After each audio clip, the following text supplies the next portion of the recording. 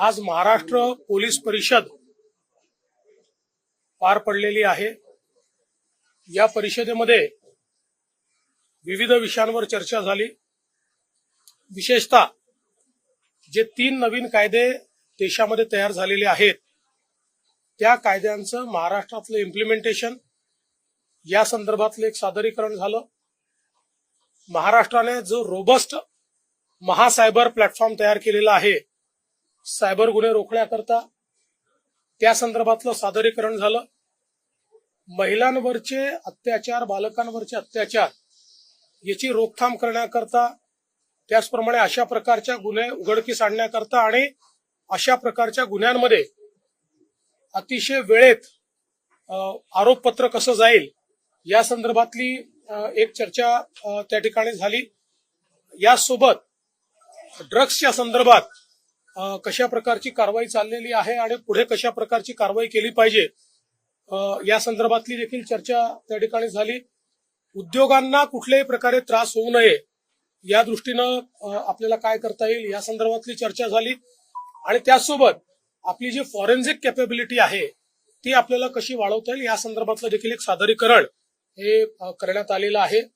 एकूणच या सगळ्या परिषदेमध्ये मी हे सांगितलेलं आहे की ड्रग्सच्या संदर्भात 0 टॉलरन्स पॉलिसी असणार आहे आणि कुठलाही पोलीस तो कुठल्याही रँकचा असो हा जर ड्रग्सच्या प्रकरणाशी थेट संबंधित सापडला तर त्याला सस्पेंड न करता थेट बडतर्फ करण्यात येईल अशा प्रकारची पॉलिसी घेण्याचा निर्णय आम्ही त्या ठिकाणी घेतलेला आहे।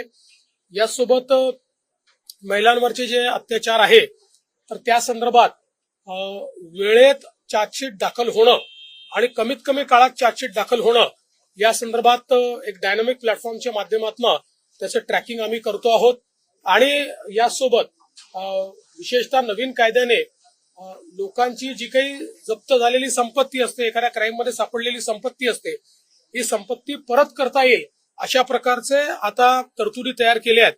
तर त्या तरतुदीच्या अनुरूप देखील काम करून पुढच्या 6 महिन्यामध्ये पोलीस स्टेशन रिकामे झाले पाहिजेत, म्हणजे जो मुद्देमाल आहे तो मुद्देमाल लोकांना परत गेला पाहिजे याही दृष्टीने आदेश दिलेले आहेत। शक्ती केंद्र संदर्भात आपल्या काळामध्ये काही मागणी होती कारण की गेल्या काही दिवशी काही मी या संदर्भात कालच बोललेलो आहे की केंद्र सरकारने जो नवीन कायदा केलेला आहे त्यात शक्ती कायद्यातल्या अनेक गोष्टी अंतर्भूत केलेल्या आहेत।